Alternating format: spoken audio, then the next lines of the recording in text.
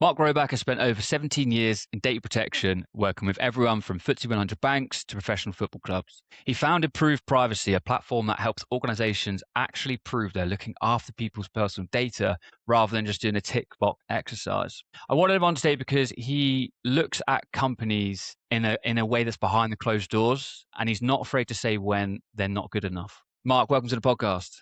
Hi. Format of the podcast today, short, concise, powerful. Obviously, we spoke about it before, but I have just a few set of questions designed to just get as much insight from you, from your professional expertise, and basically a little rambling from me. So I'll jump straight into the first question if you're good with that. Yeah, sure. No problem at all.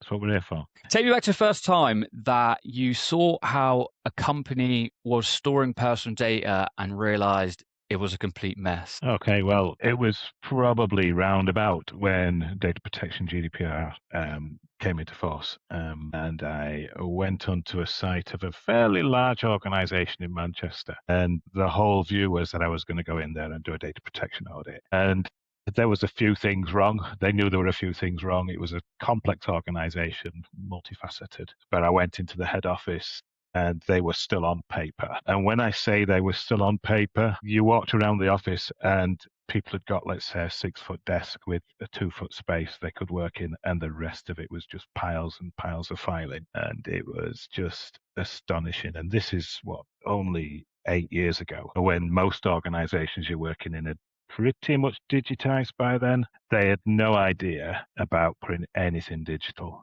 and there were papers everywhere. Covering all sorts of things, from property sales, property purchases, to working in superstores and all that sort of stuff. It was just shocking, the amount of data they've got there. And it probably took them 18 months, 2 years to begin to realize that it was an issue. The audit highlighted many a problem, not just that. That was probably their biggest problem, but it was also probably the one they were least interested in solving at the time. All they really wanted to do was tick boxes, make sure that they were ready for GDPR in all of the kind of digital sense of it, but they weren't really interested at that stage in actually protecting data. And the weird thing is, as well, it was very much a financial focused organization, so not necessarily focused on personal data, but the level of information that they'd got at risk, exposed to anybody walking through the office or anybody who could have broke into the office or anything like that, the amount of information, company secrets, deals going on, all of that sort of stuff, it just didn't seem to factor in their mindset whatsoever. So high risk, not necessarily personal data, but very high risk, and astonishing to see. Yeah. When you walk into an organization like this, what does the first hour look like when you have to really assess their data protection? I suppose that depends really on when I'm going in there. So if it's the first hour, literally the first hour is trying to get in front of the senior people and let them understand what the issue is. So it's an education process, that first hour. The level I work at generally is I'm going in there and I'm speaking to people on the exec. And we've already kind of had that conversation pre me going on site, where I'm making sure I'm talking to the right people. There's no point going in and talking to heads of levels and things like that, because whilst they will say, yes, it's a problem and we need to deal with this and we need to deal with that, they haven't really got the authority to really start to spend time, effort, resources, money on fixing a problem. What you really need to do is spend that first hour or so talking to the execs, getting them to understand where the problems are. And it's a bit of scare tactics sometimes, but, making them realize that it could be them going to jail if they don't sort things out, those kind of things. So really, that's where the first hour should sit, because if you spend it anywhere else, you're wasting your time, for sure. Sort of the whole purpose of this is around, handling breaches and subject access requests. Has there ever been a time where you've worked or been an advisor for a company and they've had a breach or they've had a subject access request and they've just had no idea how to handle it? Probably all the time. In fact, I had one this morning. So, I mean, that's really what I'm here for. They generally will get me on retainer in order to be able to deal with things when they don't know how to deal with them. So an example this morning, literally 20 minutes before this podcast, where a client of mine as inadvertently, what they've done is they've moved data from one site, they've recreated a website, moved data from one website to another. In the process of doing that, they've managed to transcribe a telephone number wrong. So it seems to be fairly innocuous. Mm-hmm. But that telephone number belongs to a 14-year-old girl. It's because it's on a website. There's some people have picked it up and they started doing marketing calls to that website very, very quickly. And the type of calls that this 14-year-old girl's getting are probably not appropriate for a 14-year-old girl. Wow. This organization rang me, a little bit of a panic, as you might imagine, because obviously they've upset somebody and it's a safeguarding issue and so on. But really, all they needed to do, the minute I spoke to them and understood what was going on, my calm demeanor on the issue immediately calmed them down and let them see what they should be doing.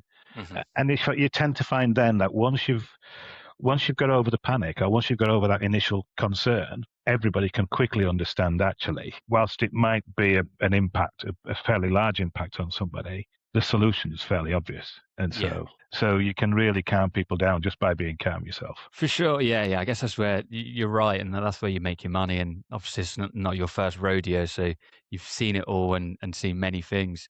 But that does lead me really well into the next question, which is a time where someone's personal data has been linked to a company and they've been it's been genuinely shocking and surprised that that information has been linked.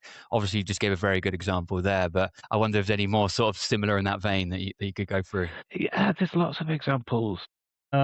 I mean, you can always look at the marketing examples where people have bought a mailing list and the person who's receiving the mailing list is shocked and surprised that they've got a response, got an email from somebody they've never dealt with. We all know of that. But there is other examples whereby you have fairly silent partners in a legitimate arrangement. I have one client who is an insurer, and they insure professional organizations, and they provide indemnity insurance. The professional organization might be having to defend a claim against one of their customers, and in doing so, the insurer gets to know details of their customer. And the customer has no idea that the insurer even exists. So quite often you get that where the insurer is trying to deal with something where there's a third party involved and the third party is not fully aware. And it's also very difficult to give that third party a privacy notice to actually tell them that you're dealing with their data, because in some cases, the person who's insured could just be asking for advice, and telling the data subject that we've got their data is effectively tipping them off. So, it's a difficult situation for them, but there are circumstances in the regulation where you can avoid to provide that transparency if it's difficult to do so. And it's not probably an excuse you can use all the time, but there are certainly reasons when people can be surprised that somebody else has got their data. Yeah, just in that as well. Are people generally quite negatively receptive to that? Because like the insurance example you just gave there, that seems like a pretty reasonable excuse. No one signed up for it, but it seems reasonable. Like you shouldn't use data in a way you're not allowed to, but it seems pretty reasonable. After people are informed, are they generally okay with that, or do you have a lot of people which fight back? I'd say probably 99% of them are okay with it. Yeah.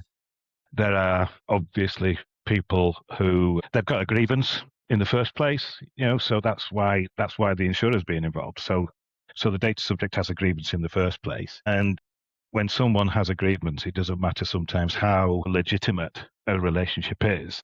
They will pick on any part of that to find a fault and to extend the grievance. So 99% of them are perfectly fine with it, but the odd one will try to exercise their rights and try to be all that sort of stuff. Yeah, just last question I just wanted to go over is just if anyone wants to touch base with you, or if you want to speak about anything, obviously your approved privacy software, then please, give a shout out now. Yeah, well, so if anybody does, Proof Privacy is a data protection compliance system. It helps data protection officers, information and governance managers, those kind of people to manage and evidence all of their compliance. So things we've talked about today, such as data subjects' rights and data breaches and those kind of things, can all be evidenced on the system. And so if anybody would like to get in touch and learn a little bit more, I'd be more than happy to provide a demo. Mark, really appreciate your time. Yeah, it's good to speak to someone like yourself, whereas you're generally sort of the other side of what I deal with, and where you're helping companies with like data protection in like the internal sort of policies way. So it's really cool to hear your perspective and have a conversation about it. So thank you for coming on, mate. Thank you very much for having me. Cheers. All the best, mate. Cheers.